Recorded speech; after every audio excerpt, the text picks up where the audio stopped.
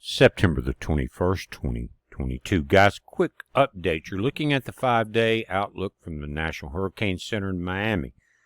Fiona here, Category 4 storm, guys, 130-mile-per-hour winds headed to Bermuda. Bermuda, you better get ready. I saw a comment in the video last night about this, and someone said that a lot of the housing and all of that in Bermuda itself is built out of stones because of where they're at. They've had to endure these storms. The concern is about the shipping, whether it's tour ships, fishing boats, or whatever it is, that could be a major problem. So we don't know how fast or how much faster this storm can get, but it's down to 934 millibars, 130 miles an hour. It is moving north at 8 knots or 9 miles per hour. This is going to take it. Let me click there for a moment and come here. That's going to take it again. Bermuda is here on the right side of this M. That means major hurricane, in this case a Cat 4. It's going to slow down to a hurricane as it comes in to St. John's and Newfoundland in this area. After it makes impact, it's going to slow down into a tropical storm, and then the uncertainty of the cone widens at this point. Either way, it's going to be some trouble. Now, let's go back to the storm that we're watching coming into the Caribbean that's going to come to the Gulf. A couple of reasons here. We've watched storms come in across the Atlantic for the last few weeks and turn northeast. What that does is cool the Atlantic. I said it's very important for the storms to wrap up into that vortex, pull that heated ocean air into the upper atmosphere and cool it. What we haven't had is the same thing in the Gulf.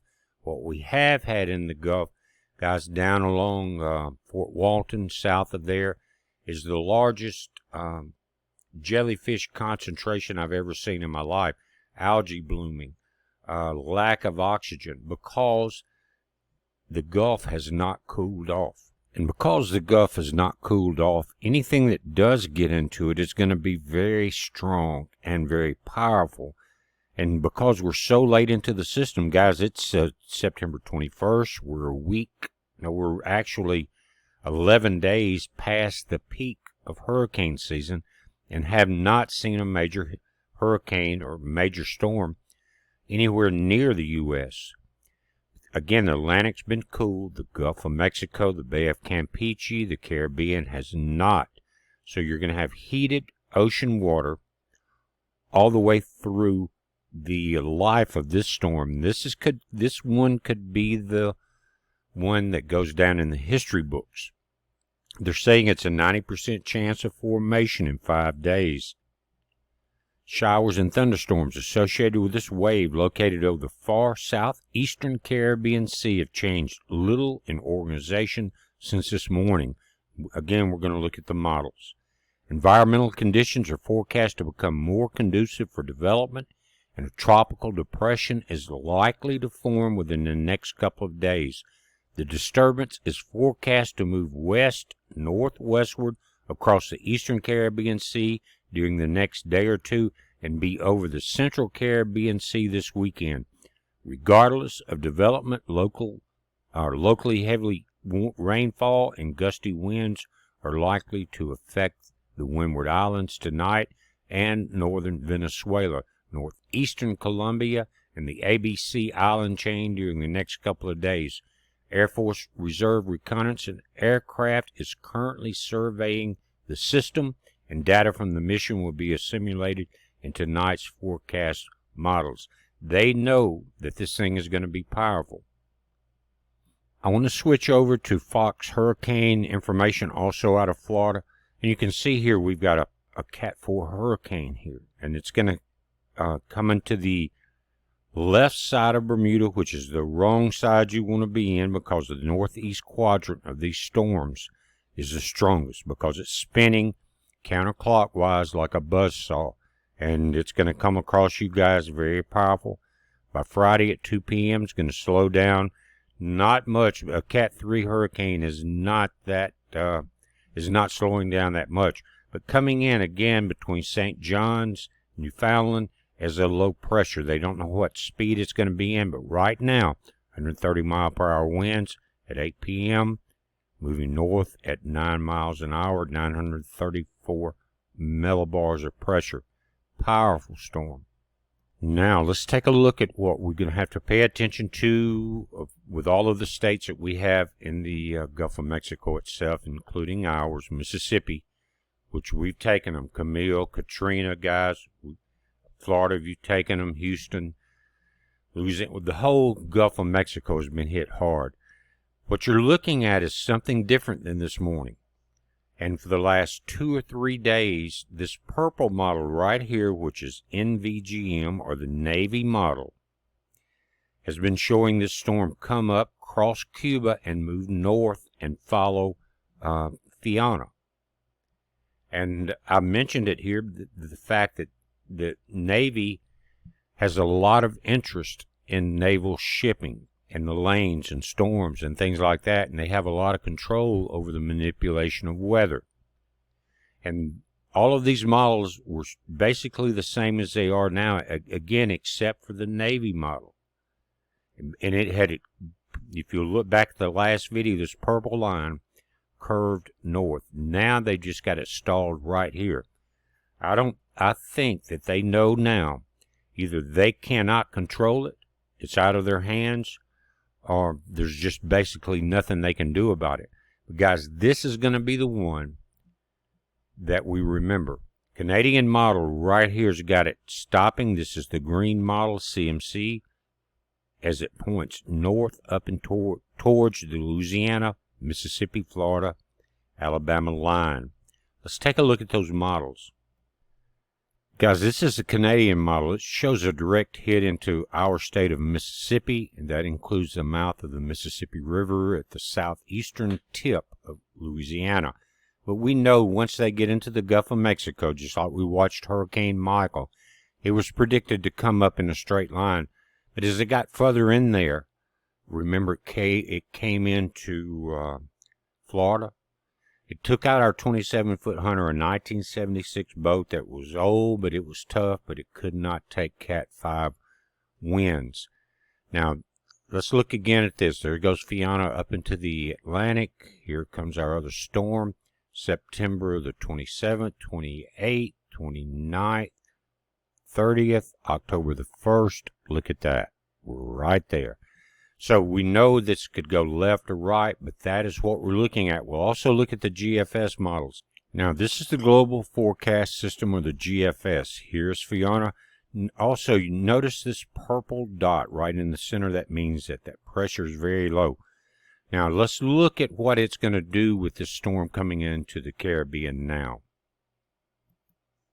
There goes Fiona north. Here's our storm coming in. Starting to strengthen here, Central Caribbean. Skating the Yucatan just north of the Bay of Campeche again. Slightly west of the CMC, but it cuts hard to the right. That's important. That's what I was talking about when we talked about Hurricane Michael. And I had friends down in Perdido Key that got in touch with me, said, BP, you were right. This thing turned hard right. It didn't come into Pensacola and Fort Walton. It turned right. It strengthened. Notice also that in this model and the Canadian model right before it, there's a slowdown right here that gives this storm time to strengthen. So, guys, we could be looking at another Camille, Frederick, Katrina. We don't know yet, but we've been spared all year. All early spring, all through the summer. Now we're about to be into October, and we're going to see the Gulf of Mexico, I think, get the much needed cooling off period, because the wildlife, the fish life, marine life is really suffering, and that just translates to things like fishing, boating, swimming. So it's like an aquarium, guys. You need this air pumped in. You need the waves sloshing. You need the air pulled up into the vortex, just like an aquarium. You got to have that pump putting that new oxygen in. But this thing could get very bad very quickly. That right turn that we're seeing in this, guys, could be the factor in how, exactly where it hits. But again, this one is still a few days out, and we don't know where it's going to be right here around September 29th into the 30th. We will update it daily. One other thing I want to point out very quickly, and first of all, I want to thank all of you guys. I mean, it's been amazing how many have pre-ordered the new CD Aurora. And if you go to our website at bpearthwatch.com, click here. I've had to work outside, get some roofing done for the last couple of days, but this afternoon I had a chance to come in and do a lot of work as far as studio mastering and other things for this album, or the new CD Aurora. And one of the things is we went through what's you see in many movies is Dolby inline production. And I put that into our SoundCloud playlist, and that's what you're going to get on the CDs. When I put them into YouTube, guys, in the videos, you're dealing with an MP3 that is mastered, but it doesn't have that final Dolby production quality before you go to CD. So come over here in this left corner and click right there. And that's going to take you here. This is called earthwatchmusic.com. I'm really excited about it for two reasons. I've been a guitar player since I was 9 years old. I've got a degree in audio engineering, so it's a perfect combination of loving music, loving to hear good music, and being able to play it. It's a blessing from our Lord, our Father in heaven. But scroll down from there, and this is the part I'm really excited about. If you come to the Aurora playlist here, and you come down, you've got, I think there's 6 tracks out of the 10 that are here now, and 5 of these have been digitally mastered through Dolby. And it's amazing what that software can do. So you can scroll down, and you'll see here, again, 6 of the 10 songs that will be on there. And just, for instance, on and on, the latest ones that we clicked on, I'm going to click here, and you'll get an idea of what this Dolby mastering is. And for all you guys that have pre-ordered, thank you. And you come here, you listen to this, and you're going to get a very close interpretation of what you're about to get in the next few weeks in your mail. And guys, if you are interested in this new CD, I think it's going to be one of the best of the year, especially if you like guitar work, you like cruising in your car, laying back and just listening to some music. I'm not a singer. The last time I sang several years ago, my wife threatened to run me off. So I gave that up. But I love my guitar, and I let it talk. So guys, come here, check out this new Dolby mastering you're going to get on your CDs. I'm going to close it out, and we're going to click on and On, one of my favorites.